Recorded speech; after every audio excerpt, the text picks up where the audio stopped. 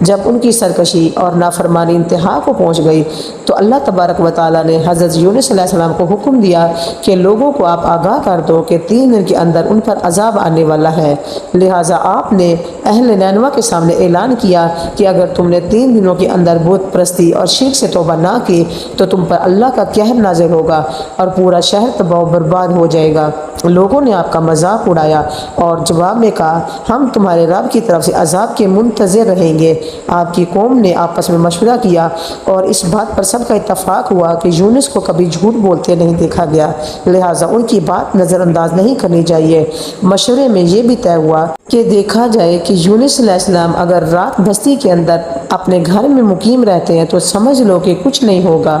اور اگر یہاں سے کہیں اور چلے جاتے ہیں تو یقین کر لو کہ صبح عذاب ضرور آئے گا۔ حضرت یونس علیہ السلام رات کو اس بستی سے نکل گئے۔ صبح ہوئی تو عذاب الہی